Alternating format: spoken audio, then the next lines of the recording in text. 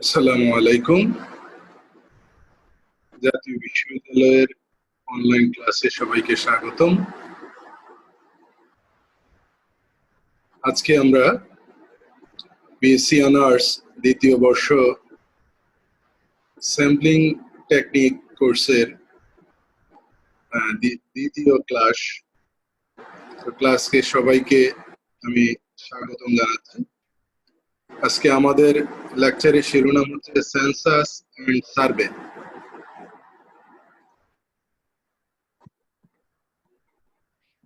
তো প্রথমেই আমরা আসি সার্ভে কি। তো আমরা আগের ক্লাসে বলছি যে আমরা যখনই কোনো অনুসন্ধান বা গবেষণা কার্যক্রম আমরা করি, তখন সেই সংক্রান্ত তথ্য সংগ্রহ করার জন্য আমাদের যে কাজ করতে হয়, অনুসন্ধান কার্যক্রম, সেই কার্যক্রমটাকেই সার্ভে বা জরিপ বলা হয়। আমরা যদি সংখ্যাটা দেখি, তাহলে এই সমগ্রকে কোনো বৈশিষ্ট্য বা প্রকৃতি বের করার জন্য সমগ্র বা নমুনার এককগুলো হতে উক্ত বৈশিষ্ট্যের উপর তথ্য সংগ্রহ করে অধ্যয়ন করা হয়। এরূপ কাজকে জরিপ বলে। জরিপকে মূলত দুটি ভাগে ভাগ করা হয়। এক নম্বর সেন্সাস, দুই হচ্ছে নমুনা জরিপ। আমরা দেখব সেন্সাস বা জরিপ কি।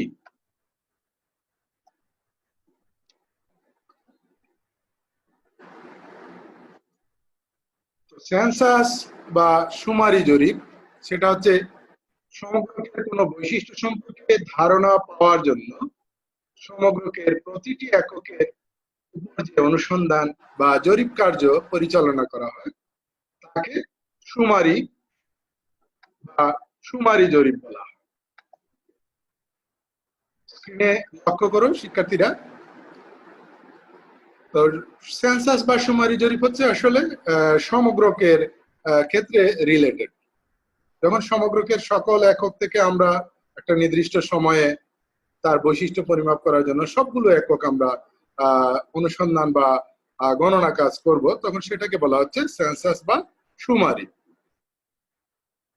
অন্যদিকে নমুনা জরিপ কি? নমুনা জরিপ হচ্ছে সমগ্রকের কোনো বৈশিষ্ট্য সম্পর্কে যখন আমরা ধারণা নিতে চাই, তখন তার জন্য সমগ্রকের প্রতিটি এককের উপর জরিপ কার্য পরিচালনা না করে যদি সমগ্রকের একটা ক্ষুদ্র অংশের প্রতিটি এককের উপর জরিপ কার্য পরিচালনা করা হয়, তবে উক্ত জরিপকে নমুনা জরিপ বলা হয়। নমুনা জরিপ হচ্ছে কি, আমরা আগেই বলছি যে আমাদের অনেকগুলি কারণ থাকতে পারে যে সমগ্রক সম্পর্কে আমরা কাজ না করতে পারি। এর মূল কারণ হচ্ছে কি, সমগ্রক একটা বৃহৎ কনসেপ্ট এবং সেই অনুসন্ধান কার্যক্রমে আমাদের অনেক সময় লাগবে, অনেক জনবল লাগবে, বাজেটেরও দরকার আছে। তো বাস্তবতার নিরিখে অনেক সময় আমাদেরকে সেই সম্পূর্ণ বিষয়টা সম্পর্কে অনুসন্ধান কার্যক্রম না করে সম্পূর্ণ বিষয় সম্পর্কে আমাদের জানা দরকার বাস্তব অবস্থাটা। সেই জন্য তার অংশ বিশেষ নিয়ে যখন আমরা স্টাডি করব, তো সেই স্টাডি কার্যক্রমকেই আমরা বলতেছি নমুনা জরিপ। তাহলে শুমারি জরিপ এবং নমুনা জরিপ কি, এটা আমরা আলোচনা করলাম। এবার আমরা পরবর্তী কনসেপ্টে দেখব। হ্যাঁ, শুমারি এবং নমুনা জরিপের মধ্যে পার্থক্য কি, এটা একটা ইম্পর্টেন্ট।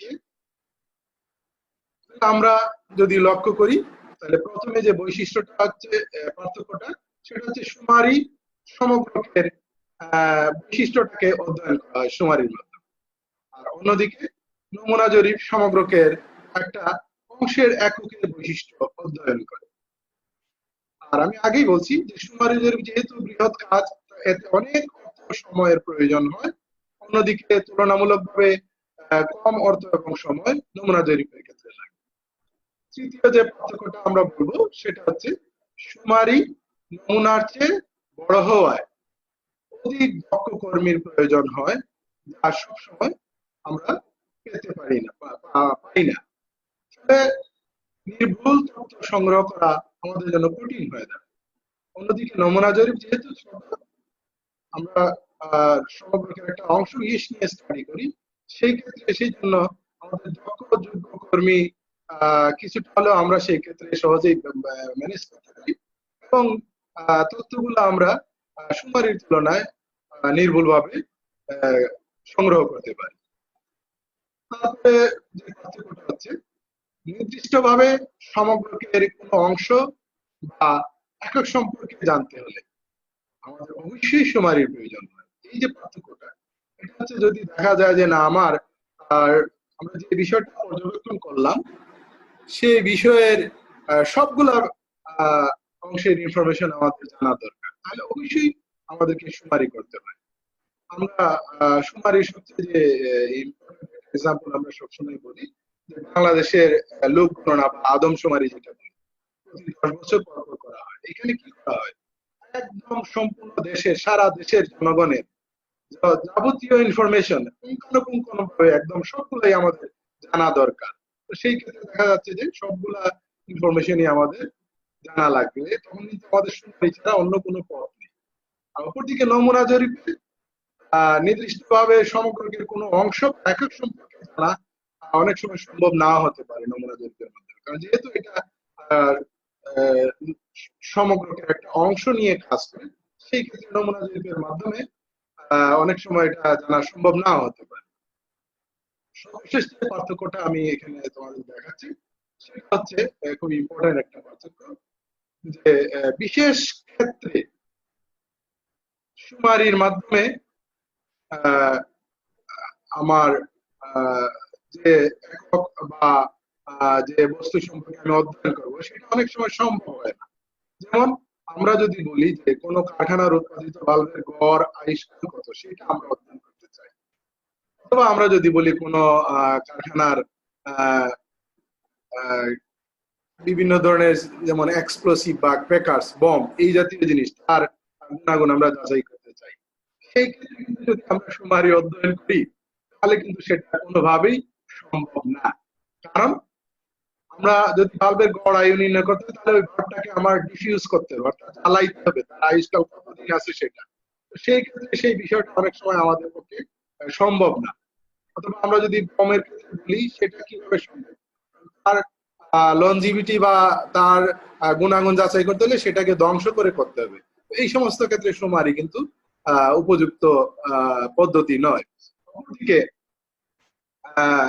ঠিক সুমারির বিপরীত চিত্র আমরা লক্ষ্য করি যে আমাদের পরীক্ষণ বা পর্যবেক্ষণ ক্ষেত্রে যদি এমন হয় যে তার একক উপাদানটা ধ্বংস করে আমাদের সেটা করতে হয়, সেক্ষেত্রে কিন্তু নমুনা অধ্যয়নই একমাত্র উপায়। আমরা দেখি বিভিন্ন পূজা পার্বণে আমাদের সনাতন ধর্মের যারা তারা পটকা বা ক্রেকার্স এগুলা ফুটিয়ে থাকেন, তিনি যদি বাজারে কিনতে যান গিয়ে যদি সুমারি জরিপের মাধ্যমে সেটা করেন তাহলে কিন্তু দেখা যাবে ক্রেতা বিক্রেতার বিশাল একটা যুদ্ধই হয়ে যাবে, কারণ দোকানদার তখন ওটা বিক্রি না করে ওনাকে উত্তম মধ্যম দিতে পারে। তো সেই ক্ষেত্রে পুরো লটের ক্র্যাকার্স গুলা আমরা যাচাই বাছাই না করে সেখান থেকে দুই একটা আমরা তাকে বলতে পারি যে আপনার এটা আসলে ফুটবে কি না ফুটবে না, এই বিষয়টা তিনি হয়তো বলবেন ঠিক আছে একটা আপনি ফুটিয়ে দেখেন। তো এটাই হচ্ছে মূলত এই সমস্ত তার উপাদানগুলো ধ্বংস করতে হবে, সেই সমস্ত নমুনা জরিপই একমাত্র উপায়। এই হচ্ছে মোটামুটি সুমারি এবং নমুনা জরিপের পার্থক্য। আশা করি তোমরা বুঝতে পারছো। পরবর্তীতে যে বিষয়টা আমরা বলবো, আমরা নমুনা জরিপ এবং সুমারি জরিপ সম্পর্কে জানলাম, তার পার্থক্য জানলাম। এখন এই নমুনা জরিপের সুবিধাটা কি, সুমারির তুলনায় সুবিধাগুলা কি কি আমরা আলোচনা করার চেষ্টা করব। তো সুমারির তুলনায় নমুনা জরিপের যে সুবিধা বা গুণাবলী যে বিষয়টা সেটা হচ্ছে, প্রথম যে বিষয়, সুমারি জরিপের তুলনায় নমুনা জরিপে অনেক কম সময়ে আমরা কাজ করতে পারি। তারপরে যেটা হচ্ছে সুমারির থেকে আমরা অনেক কম ব্যয়ে সেটা করতে পারি কাজটা। তারপরে হচ্ছে অনেক কম সময়ে, অপেক্ষাকৃত কম সময়ে করতে পারি এবং অপেক্ষাকৃত কম শ্রম দিয়ে আমরা নমুনা জরিপের মাধ্যমে সমগ্র সম্পর্কে তথ্য সংগ্রহ করতে পারি। তারপরে যে ইম্পর্টেন্ট বিষয়টা হচ্ছে তাৎক্ষণিক সিদ্ধান্ত গ্রহণে। আমাদের হঠাৎ করে একটা পলিসি পরিকল্পনা নেওয়া দরকার কোনো বিষয়ে, সেই বিষয়ে সম্পূর্ণ দেশের বা সম্পূর্ণ বিষয়ের আহ, অবস্থা যদি আমরা জানতে চাই, তাহলে তাৎক্ষণিক সময়ে সেই সম্পূর্ণ বিষয় সম্পর্কে আমরা স্টাডি করা অনেক সময় আহ, অসম্ভব হয়ে যায়। তো সেই তাৎক্ষণিক সিদ্ধান্ত গ্রহণে আমরা মূল বিষয়টা সম্পর্কে আহ, আমরা ধারণা নেওয়ার জন্য কিন্তু আমাদের একটা নমুনা জরিপই একমাত্র উপায়। তারপরে যে সুবিধাটা হচ্ছে, নমুনা জরিপ পরিচালনা করতে সুপারির তুলনায় অনেক কম লোকবল প্রয়োজন হয়। আসলেই, কারণ যেমন আদমশুমারি যখন আমরা করি তখন কি করি, আমাদের অনেক জনবলের দরকার হয় এবং তাদেরকে ট্রেনিং দিতে হয়, এরকম অনেক বিষয় আসলে জড়িত আছে। সেই জন্য শুমারি জরিপের ক্ষেত্রে আমাদের এত লোক যেহেতু লাগে না, ফলে আমাদের জরিপ কাজ চালানো অনেক সহজ হয়ে যায়। এছাড়া পরীক্ষাগারে আমাদের বিভিন্ন ক্ষেত্রে এক্সপেরিমেন্ট করতে হয়, পরীক্ষা নিরীক্ষা এবং ডিসিশন মেকিং। সেই ক্ষেত্রে কিন্তু নমুনা জরিপের মাধ্যমেই আমরা সহজেই করতে পারি শুমারির তুলনায়। এটা আরেকটা নমুনা জরিপের সুবিধা। নমুনা জরিপের সুবিধাগুলো আমরা আলোচনা করলাম। এবার আমরা দেখবো নমুনা জরিপের অসুবিধাটা কি। নমুনা জরিপের যেমন সুবিধাগুলো আমরা বললাম, তার অসুবিধাও আছে। সেই অসুবিধাগুলো কি কি আমরা একটু আলোচনা করার চেষ্টা করব। প্রথমত, নমুনা জরিপের পরিকল্পনা ও বাস্তবায়ন অত্যন্ত সতর্কতার সাথে করতে হয়। যদি আমরা যেহেতু নমুনা জরিপটা আমার মূল বিষয় সম্পর্কে আমরা ধারণা নেই নমুনা জরিপের মাধ্যমে, সেই জন্য এই ক্ষেত্রে টোটাল কাজটা আমাদেরকে অত্যন্ত সতর্কতার সাথে করতে হবে। না হলে আমরা যে ডাটা পেলাম এবং সেগুলো ব্যাখ্যা বিশ্লেষণ করে আমরা যে রেজাল্ট পাবো, সেই রেজাল্ট আমার সমগ্র বৈশিষ্ট্য সম্পর্কে যে ফলাফল দিবে সেটা আমাদের নির্ভুল এবং নির্ভরযোগ্য হবে না, এবং অনেক ক্ষেত্রে সেটা গ্রহণযোগ্য নাও হতে পারে। এটা হচ্ছে একটা অন্যতম অসুবিধা নমুনা জরিপ। অন্যদিকে নমুনা জরিপের লোক সংখ্যা কম যদিও লাগে, কিন্তু সেই কম লোক সংখ্যা লাগলেও তাদেরকে অত্যন্ত দক্ষ হতে হবে। দক্ষ যদি না হয় তাহলে কাজটা কিন্তু নির্ভুল এবং নির্ভরযোগ্য ভাবে করা যাবে না। শুমারিতে কিছু কম দক্ষ লোক দিয়েও কিন্তু কাজ চালানো যাবে, যেটা আমরা আদমশুমারিতে দেখি। ডাটা কালেকশনের সময় সুপারভাইজার বা ম্যানেজমেন্টে যারা থাকেন তাদেরকে হয়তো হাইলি স্কিলড হতে হয়, কিন্তু ফিল্ড পর্যায়ে যারা গিয়ে বাড়ি বাড়ি তথ্য সংগ্রহ করবে তাদেরকে এত অতি উচ্চ শিক্ষিত না হলেও চলে।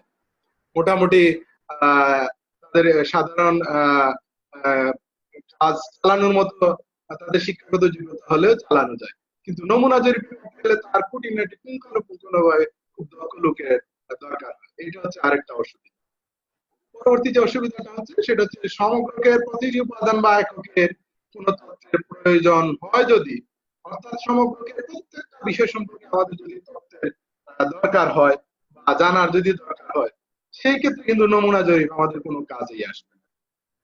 শিক্ষার্থীরা, এই যে অসুবিধাটা আমরা বললাম যে আমার মূল যে বিষয়টা নিয়ে আমরা স্টাডি করব সেই বিষয়টা সম্পর্কে যদি একদম পুঙ্খানুপুঙ্খ তথ্য আমাদের অবশ্যই লাগবে, তো সেই ক্ষেত্রে কিন্তু আমরা শুমারি জরিপের মাধ্যমে সেই কাজটা করতে পারি না, কোনোভাবেই পারি না। এই হচ্ছে মোটামুটি নমুনা জরিপের অসুবিধাটা। আরো অসুবিধা হয়তো তোমরা বইয়ে পড়লে আরো পাবা, আমি এই কয়টা তোমাদের জন্য আমি এখানে উপস্থাপন করলাম। তারপরে যেটা হচ্ছে, আমরা নমুনা জরিপের সুবিধা আলোচনা করলাম, অসুবিধা ঠিক একইভাবে শুমারি এই জরিপের সুবিধাগুলা কি কি সেটা আমরা একটু দেখবো। তো নমুনা জরিপের তুলনায় শুমারি জরিপের সুবিধাগুলা কি কি। প্রথম যে সুবিধাটা আমরা বলছি, যে নমুনা জরিপের পরিকল্পনা প্রণয়ন এবং সেই অনুযায়ী কাজের বাস্তবায়নের ক্ষেত্রে আমাদের অত্যন্ত সতর্কতার সাথে করতে হয়, না হলে কিন্তু আমাদের ফলাফলের নির্ভরযোগ্য হয় না, এটা আমরা আগেই বলছি। কিন্তু শুমারি জরিপের ক্ষেত্রে মানে এত একদম স্ট্রিক্টলি সারাক্ষণ একটা সতর্ক অবস্থা থাকতে হবে, সেটার দরকার নেই। কিছু কিছু ক্ষেত্রে আমাদের এটা রিল্যাক্সের সুযোগ আছে। নমুনা জরিপের লোক যদি কম লাগে তাদের খুব দক্ষ হতে হয়, কিন্তু শুমারিতে আমরা বলছি আগে কিছু কম দক্ষ লোক দিয়ে হলেও আমাদের কাজ চালানো যাবে। এটা আরেকটা সুবিধা হচ্ছে শুমারির জরিপে, নমুনা জরিপের তুলনায়। অপর যে সুবিধাটা হচ্ছে শুমারি, সেটা হচ্ছে সমগ্রকের প্রতিটি উপাদান বা এককের কোনো তথ্যের প্রয়োজন হলে তখন কিন্তু আমরা শুমারি জরিপের মাধ্যমেই এটা আমরা নিতে পারি, নমুনা জরিপের মাধ্যমে এটা আমরা পাই না। আরেকটা ইম্পর্টেন্ট যে সুবিধা হচ্ছে শুমারির, দেশের রেজিস্ট্রেশন ব্যবস্থা যদি ভালো থাকে, অর্থাৎ আমার যত ধরনের ইনফরমেশন আছে, আর্থসামাজিক, অর্থনৈতিক, রাজনৈতিক যত অবস্থাই বলি না কেন, তার যদি রেজিস্ট্রেশন ব্যবস্থা থাকে, রেজিস্ট্রেশন ব্যবস্থা যদি ভালো হয়, তো সেই ক্ষেত্রে কিন্তু নমুনা জরিপ না করে আমাদের শুমারি জরিপ যদি করি, আমাদের খুব ভালো একটা পরিমাপ পাওয়া যাবে এবং আমরা সেই পরিমাপ দিয়ে কিন্তু আমরা বিভিন্ন ক্ষেত্রে পরিকল্পনা প্রণয়ন সহজেই আমরা করতে পারি এবং সেটা সামগ্রিক অবস্থার জন্য আমাদের খুব ভালো হয়। সর্বশেষ যে সুবিধাটা আমরা বলছি এখানে, কোন দেশের লোক গণনার জন্য, হ্যাঁ, যেটা আমরা বলছি যে বাংলাদেশে প্রতি 10 বছর পর পর আদমশুমারি করা হয়, অর্থাৎ এদেশের জনগণের বিভিন্ন ধরনের উপাত্ত আমরা সংগ্রহ করি, সেই ক্ষেত্রে কিন্তু আমাদের শুমারি একমাত্র উপায়।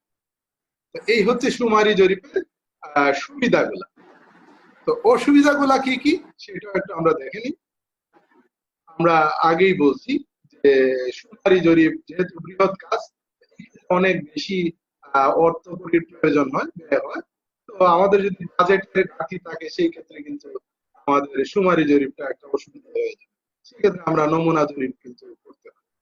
দ্বিতীয় যে বিষয়টা আমরা বলছি সেটা হচ্ছে শুমারি জরিপে আমরা বলছি যে অধিক সময় দিয়ে শ্রম দিতে হয়, আমাদেরকে অধিক শ্রম দিতে হয়, সময় দিতে হয়।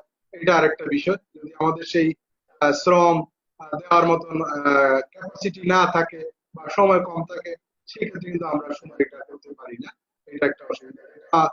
তোমরা লক্ষ্য করবা যে বাংলাদেশে প্রতি 10 বছর পর পর আদমশুমারি করা হয়। যদি আমাদের বাজেট লোক গণনার জন্য যে পরিমাণ বাজেটের দরকার হয়, সেই পরিমাণ বাজেট যদি থাকতো, তাহলে আমরা প্রতি বছরই সেটা করতে পারতাম এবং সেটা যদি প্রতি বছর করতাম, তাহলে আমাদের রাষ্ট্রীয়ভাবে আমাদের দেশের জনগণের আর্থ সামাজিক, রাজনৈতিক, অর্থনৈতিক, শিক্ষা এরকম বিষয় সম্পর্কে আমরা কিন্তু খুব ভালো সিদ্ধান্ত নিতে পারতাম, যেটা আমরা করতে পারি না। শ্রম এবং সময়ের যে বিষয়টা, সেই বিষয়ের একটা অসুবিধা হিসাবে দাঁড়ায় শুমারি। তারপরে যে বিষয়টা হচ্ছে, শুমারি পরিচালনা করতে অনেক লোকবল প্রয়োজন হয়, আমরা আগেই বলছি। অনেক সময় এই লোকবল আমাদের দরকার হয়। লোকবল অধিক লোকবল থাকলে তাদেরকে আমাদেরকে টাকা পয়সা দিতে হবে, তাদের বেতন ভাতা দিতে হয়, সেটা সম্ভব হয় না। আরেকটা অসুবিধা। এই হচ্ছে শুমারি জরিপের সুবিধা এবং অসুবিধা। এখন আমরা যে বিষয়টা বলবো, নমুনা জরিপ পরিচালনার বিভিন্ন ধাপ বা স্তর। তোমাদের সিলেবাসের মধ্যে যেটা জানো তোমরা, জাতীয় বিশ্ববিদ্যালয়ের অধীনে নতুন সিলেবাসের নম্বর বন্টনের ক্ষেত্রে ক, খ এবং গ এই 3 ভাগে ভাগ করা আছে। ক বিভাগে প্রশ্ন থাকে 12টা, প্রশ্ন থাকে, খ বিভাগে 4 নম্বরের 5টা প্রশ্ন আনসার করতে হয় এবং গ বিভাগে 5টা প্রশ্ন 10 নম্বরে আনসার করতে হয়। এই নমুনা জরিপ পরিচালনার বিভিন্ন ধাপ বা স্তর, এরকম ধাপগুলো দিয়ে খ বিভাগে সাধারণত আসার কথা না, যেহেতু কনসেপ্টটা একটু বড়। তো গ বিভাগে এরকম প্রশ্ন হিসাবে আসতে পারে। আমরা এই বিষয়টা নিয়ে আলোচনা করবো, যে নমুনা জরিপ পরিচালনার বিভিন্ন ধাপ বা স্তর কি, সেগুলো আলোচনা করবো, অথবা নমুনা জরিপ পরিচালনার বিভিন্ন সমস্যাগুলা কি হতে পারে, সেটা আমরা এখন আলোচনা করব।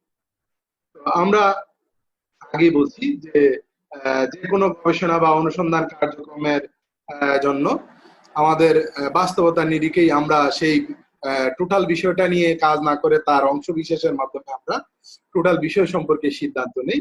তো সেই সিদ্ধান্তটা নেওয়ার জন্য এই যে অংশ বিশেষ, যেটাকে আমরা নমুনা জরিপ বলতেছি বা জরিপ কাজ বলতেছি, সেই জরিপ কাজটা করার ক্ষেত্রে কি কি ধাপ আছে, কি সিস্টেমেটিক উপায়ে আমরা সেই কাজটা করব, এই বিষয়টা আমাদের অত্যন্ত গুরুত্বপূর্ণ। কারণ এই কাজটা যদি সঠিকভাবে না করতে পারি, তাহলে আমাদের মূল যে সিদ্ধান্ত বিষয়টা সম্পর্কে সেই সিদ্ধান্ত আমাদের কিন্তু ফলপ্রসূ হবে। বাস্তবে জরিপ কার্য পরিচালনার সময় কিছু সমস্যা দেখা দেয়। আমরা যে কোনো গবেষণা কাজ করি না কেন, আমাদের অনেকগুলি সমস্যা আছে। এই সমস্যাগুলো মোকাবেলার জন্য কিছু পদক্ষেপ নেওয়া প্রয়োজন। কি কি পদক্ষেপ নিলে আমরা এই জরিপ কাজটা ফলপ্রসূ হবে, সেই পদ্ধতিগুলো আমরা এখন আলোচনা করব। প্রথমে যে বিষয়টা সম্পর্কে আমাদেরকে গুরুত্ব দিতে হবে সেটা হচ্ছে জরিপের উদ্দেশ্য। আমরা জরিপ কি উদ্দেশ্যে আমরা জরিপ কাজ করতেছি সেই উদ্দেশ্যটা আমাদেরকে ডিফাইন করতে হবে ভালোভাবে। পরবর্তীতে হচ্ছে সমগ্রকের সংজ্ঞা। আমরা যে বিষয়ে তথ্য সংগ্রহ করব সেই বিষয়ের তথ্যের যে সংগ্রহ করব সেই বিষয় বা এককটাকে আমরা সংজ্ঞায়িত করতে হবে। এগুলো আমরা পরবর্তীতে বিস্তারিত আলোচনা করব, এখানে আমরা পয়েন্ট আকারে আগে উল্লেখ করিনি। তারপরে যেটা হচ্ছে তত্ত্বের প্রকৃতি, কিরূপ তত্ত্ব আমরা, আমাদের তত্ত্বের ধরন কিরকম হবে সেটাই আমরা এই ক্ষেত্রে এটা আমরা আলোচনা করব। তারপর হচ্ছে কাঠামো বা নমুনা একক। তো এখানে কাঠামো বা নমুনা একক, কাঠামোটা কি এটাও আমরা কথা বলবো। তারপর হচ্ছে তথ্য সংগ্রহ পদ্ধতি। এরপরে যে বিষয়টা হচ্ছে প্রশ্নপত্র প্রণয়ন। তারপরে যেটা হচ্ছে উত্তরদাতার নীরবতা। আমরা এগুলা পয়েন্টগুলা তোমাদেরকে দেখাচ্ছি, তো এগুলা বিস্তারিত আলোচনা আমি একটু পরেই করতেছি।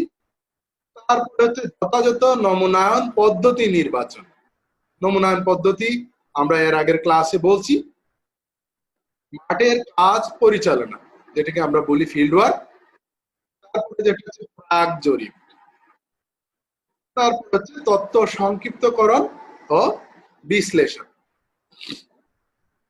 এরপরে যে সর্বশেষ যে কথাটা আমরা বলতেছি সেটা হচ্ছে ভবিষ্যৎ জরিপের জন্য তথ্য সংগ্রহ। তো এই হচ্ছে নমুনা জরিপের ধাপ বা নমুনা জরিপ বা জরিপ কার্যের ধাপ। জরিপ কার্য করতে গেলে আমরা এই যে বিষয়গুলো আমরা আলোচনা করলাম, এই সমস্ত বিষয়ে আমাদের কিন্তু সমস্যা হিসাবে আমরা চিহ্নিত করতে পারি। এই বিষয়গুলা আমাদেরকে গুরুত্ব দিয়ে করতে হবে। তো এবার আমরা আসি, আমাদের প্রথম যে ধাপ ছিল জরিপের উদ্দেশ্য। শিক্ষার্থীরা তোমরা জানো যে কোনো কাজই আমরা করি না কেন তার একটা উদ্দেশ্য থাকা দরকার। যেমন আজকে এই যে আমরা অনলাইনে জাতীয় বিশ্ববিদ্যালয়ে তোমাদের ক্লাস নিয়ে যে কার্যক্রমটা হাতে নিয়েছেন ওনাদের উদ্দেশ্যটা কি? ওনাদের মূল উদ্দেশ্যটা হচ্ছে গিয়ে এই করোনাকালীন যে সময়টা চলতেছে, তোমরা সবাই ঘরে বসে আছো, তোমরা পড়াশোনা থেকে বিচ্ছিন্ন হয়ে আছো। সুতরাং তোমাদেরকে কিভাবে এই দুর্যোগকালীন সময়ে শিক্ষার যে অবস্থা তার সাথে কিভাবে তোমাদেরকে সংযুক্ত করা যায়। তো জাতীয় বিশ্ববিদ্যালয়ের মূল উদ্দেশ্য হচ্ছে এটাই, যে অনলাইনে সারা বাংলাদেশের বিভিন্ন কলেজের শিক্ষার্থীদের তাদের পড়াশোনার যে চাহিদাটা আছে সেই চাহিদাটা পূরণ করার জন্যই এই অনলাইন কার্যক্রমটা ওনারা হাতে নিয়েছেন। ওনাদের মূল উদ্দেশ্যটা কিন্তু এইটাই, এবং সেই উদ্দেশ্যকে সামনে রেখে ওনারা বিভিন্ন কার্যক্রম পরিচালনা করতেছেন। তো কোনো উদ্দেশ্য যদি ঠিক না থাকে তাহলে সেই অনুযায়ী কাজ করা কিন্তু অত্যন্ত কঠিন হয়ে দাঁড়ায়। তো আমরা দেখি জরিপের উদ্দেশ্যটা কি। প্রথমে জরিপের উদ্দেশ্য আমাদের একদম স্পষ্ট সঠিকভাবে সংজ্ঞায়িত করতে হবে। জরিপের উদ্দেশ্য প্রাপ্ত সম্পদ, জনশক্তি, সময়ের সঙ্গে সম্পর্কযুক্ত। তাছাড়া জরিপের উদ্দেশ্যের উপর ভিত্তি করে কিন্তু তথ্য সংগ্রহ ও বিশ্লেষণ করা হয়। যাবতীয় কাজই উদ্দেশ্যের সাথে সম্পর্কিত। সেজন্য জরিপের উদ্দেশ্য যদি আমরা সঠিকভাবে সংজ্ঞায়িত করতে পারি তাহলে আমাদের কাজের মূল কাজটা হয়ে যায়। সেই জন্য নমুনা জরিপের অত্যন্ত গুরুত্বপূর্ণ একটা ধাপ হচ্ছে উদ্দেশ্য। পরবর্তী যে ধাপ আমরা বলতেছি যে সমগ্রকের সংজ্ঞা। আমাদের উদ্দেশ্য নির্ধারণ হয়ে গেল যে আমরা এই বিষয়ে আমরা জানার চেষ্টা, তাহলে সেই বিষয় সংক্রান্ত যে তথ্য সংগ্রহ করবো আমরা সেগুলা আমাকে সংজ্ঞায়িত করতে হবে। সমগ্র সবসময় সুসংজ্ঞায়িত হওয়া উচিত, যাতে শুমারি বা নমুনা জরিপ কার্যে কোনো প্রকার অসুবিধা সৃষ্টি না হয়।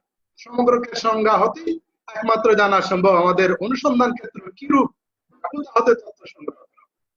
এই ধাপে যে বিষয়টা আমরা বলতে চাচ্ছি সেটা হচ্ছে, আমরা যদি বলি যে সারা বাংলা, যেমন জাতীয় বিশ্ববিদ্যালয়ে যদি তাদের উদ্দেশ্যটা হচ্ছে গিয়ে সারা বাংলাদেশের কলেজ পর্যায়ের শিক্ষার্থীদের শিক্ষা কার্যক্রমের জন্য এই অনলাইন ক্লাস কার্যক্রম, এটা একদম সুস্পষ্টভাবে উদ্দেশ্যটা সংজ্ঞায়িত, এবং এখানে সমগ্রটাও সংজ্ঞায়িত। কারা আসবে? সারা বাংলাদেশের জাতীয় বিশ্ববিদ্যালয়ের কলেজ পর্যায়ের শিক্ষার্থী। তাহলে এখানে সংজ্ঞাটা একদম সুস্পষ্টভাবে সংজ্ঞায়িত করা। কিন্তু এই জায়গায় যদি অস্পষ্টতা থাকতো, তাহলে এই অনলাইন কার্যক্রম কাদের জন্য, এটা কি কলেজ লেভেলের নাকি স্কুল লেভেলের নাকি প্রাইমারি লেভেলের, তখন কিন্তু এটা একটা অত্যন্ত অস্পষ্টতায় থাকতো। তো সমগ্রটা এই জন্য সুসংজ্ঞায়িত করতে হবে, তাহলে তথ্য সংগ্রহের ক্ষেত্রে আমাদের সমস্যা হবে। পরবর্তী যে ধাপটা তোমরা আশা করি বুঝতে পারতেছো, কাঠামো এবং নমুনা একক। কাঠামোটা কি? কাঠামোটা হচ্ছে আমি যে সমগ্র সম্পর্কে তথ্য সংগ্রহ করব তার এককগুলির তালিকা আছে কিনা, সেই তালিকাকেই বলা হচ্ছে কাঠামো, বা ইংরেজিতে বলা হয় ফ্রেম। তো সেই যেই বিষয়ে আমরা জানবো তার এককের লিস্টকেই আমরা বলতেছি কাঠামো। আর এর যে বিভিন্ন একক আছে তার থেকে যখন আমরা অংশ বিশেষ নিব, সেই এককগুলাকেই আমরা নমুনা একক। সমগ্রগুলো কতগুলো ভিন্ন স্পষ্টভাবে ভাগ করা হয়, যাদেরকে আমরা নমুনা একক বলি। সমগ্রকে সমস্ত নমুনা এককগুলির তালিকাকে নমুনা কাঠামো বলা হয়, বা সিম্পলি কাঠামো বলা হয়। যদি নমুনার একক লিস্ট থাকে তাহলে তাকে নমুনা কাঠামো বা কাঠামো বলা হয়। আর এমনিতে ফ্রেম যদি বলা হয় তাহলে আমরা বলতে পারি যে জরিপ কার্যের যে এককগুলি আছে তার তালিকাকে কাঠামো বা ফ্রেম বলা হয়। অনেক সময় পপুলেশনের যে এককগুলি আছে সেগুলোকে আমরা পপুলেশন ফ্রেম বা সমগ্র কাঠামো বলি। সমগ্রকের কাঠামো নির্ধারণ করা নমুনা জরিপের একটা উল্লেখযোগ্য ধাপ। কাঠামো যদি পুরাতন হয় তাহলে সময় উপযোগী বা আপডেট করে নিতে হয় এবং সংশোধনপূর্বক তথ্য সংগ্রহ করতে হয়, নতুবা প্রাপ্ত তথ্যের নির্ভরযোগ্যতা হারিয়ে যায়। এটা আমরা আগেই বলছি যে তথ্য যদি খুব বেশি মানে ব্যাকডেটেড হয়, সেই তথ্য দিয়ে ভালো রেজাল্ট পাওয়া যাবে। তারপরে যেটা হচ্ছে তথ্যের প্রকৃতি, এটা আমরা আগেই বলছি যে আমরা কিরূপ তথ্য সংগ্রহ করবো সেটা কিন্তু সম্পূর্ণ নির্ভর করে জরিপের উদ্দেশ্যের উপর। তথ্য সংগ্রহের সময় অত্যন্ত সতর্কতার সাথে লক্ষ্য রাখতে হবে যেন কোনো প্রয়োজনীয় তথ্য বাদ না পড়ে। আমরা উদ্দেশ্য যেটা ঠিক করলাম তার সাথে সঙ্গতি রেখে কিন্তু আমাদেরকে তথ্য সংগ্রহ করতে হবে। অযথা অন্য কোনো উদ্দেশ্যের সাথে সম্পর্কিত না সেই ধরনের তথ্য কিন্তু আমরা সংগ্রহ করব না। তারপরে যেটা হচ্ছে তথ্য সংগ্রহ পদ্ধতি, অত্যন্ত ইম্পর্টেন্ট জিনিস। আমাদের তথ্য সংগ্রহ পদ্ধতি কিভাবে করতে হবে এটা আগে থেকে সিদ্ধান্ত নিতে হবে। তথ্য সাধারণত সংগ্রহ করা আমরা বলতে পারি যে একটা হচ্ছে ব্যক্তিগত সাক্ষাৎকার, আর একটা হচ্ছে প্রশ্নপত্র। ব্যক্তিগত সাক্ষাৎকারে কি হয়, আমরা সরাসরি ব্যক্তি নিকট বাড়ি বাড়ি গিয়ে তাকে প্রশ্ন করে করে তথ্য সংগ্রহ করে সেটা আমরা লিখে রাখি, আদমশুমারিতে যেটা করা হয়। প্রশ্নপত্র প্রেরণটা হচ্ছে গিয়ে আমরা জরিপ কাজের জন্য ডাকযোগে প্রশ্নপত্র আমরা পাঠিয়ে দিই, সেখানে প্রশ্নপত্রের মধ্যে আমরা একদম বিস্তারিত ইনফরমেশন দিয়ে দিই এবং ওনাকে সেটা কিভাবে পূরণ করতে হবে তার ইনস্ট্রাকশনটা দিয়ে দিই, এবং সেটা ডাকযোগে যাতে তিনি ফেরত পান তার জন্য আমরা ফেরত সেটা পাঠিয়ে ওনাকে আমরা রিকোয়েস্ট করি। তারপরে যেটা হচ্ছে গিয়ে আমরা পদ্ধতি নির্ধারণ করবো। তারপরে ধাপে হচ্ছে আমাদেরকে এই যে আমরা বললাম প্রশ্নপত্র প্রেরণ করবো, তো সেই প্রশ্নপত্রটা আমাদেরকে কি করতে হবে, অবশ্যই প্রণয়ন করতে হবে। এবং প্রশ্নপত্র কিরূপ হওয়া উচিত বা উচিত না এগুলো আমরা পরবর্তী ক্লাসে আমরা আলোচনা করব। না, আমি এটা এর আগের ক্লাসেই আলোচনা আমাদের হয়ে গেছে। তো প্রশ্নপত্র অতিরিক্ত বড় হওয়া হবে না, খুবই সংক্ষিপ্ত হওয়া উচিত। এখন আমরা প্রশ্নপত্র দিলাম, আমাদের সংগ্রহকারী উত্তরও দিল, কিন্তু এই উত্তর দেওয়ার সময় আমাদের দেখা যাবে যে অনেক সময় নমুনার সকল এককের তথ্য আমাদের সংগ্রহ করা সম্ভব হয়। অনেক কারণে হতে পারে। একটা কারণ হতে পারে উত্তরদাতা সঠিক স্থানে আমরা পেলাম না, বা তিনি উত্তর দিতে অনাগ্রহ দেখালেন। তাহলে এই ক্ষেত্রে এই সমস্ত বিষয়কে আমরা উত্তরদাতার নীরবতা বা নন রেসপন্ডেন্ট বলা। উত্তরদাতার নীরবতা অনেক সময় গবেষণার ফলাফলকে ভীষণভাবে প্রভাবিত করে, কারণ এই উত্তরদাতার নীরবতা, তিনি যে আমি যে বিষয়টা জিজ্ঞেস করলাম তিনি যদি উত্তর না দেন, এই উত্তর আমার গবেষণা বা অনুসন্ধানের জন্য খুবই গুরুত্বপূর্ণ।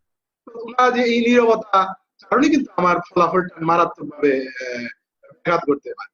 তো এই নীরবতাটা যতটুকু পারা যায় সংগ্রহকারীকে এই বিষয়টা হ্যান্ডেল করতে হবে, এবং এটা যত কম হয় তত ভালো হয়। তারপরে হচ্ছে যথাযথ নমুনায়ন পদ্ধতি নির্বাচন। আমরা এতগুলো ধাপ করলাম, পরবর্তী যে ইম্পর্টেন্ট ধাপ, আমরা কোন উপায়ে আমরা এই তথ্যগুলা সংগ্রহ করব, কিভাবে করবো, সেটা অত্যন্ত গুরুত্বপূর্ণ।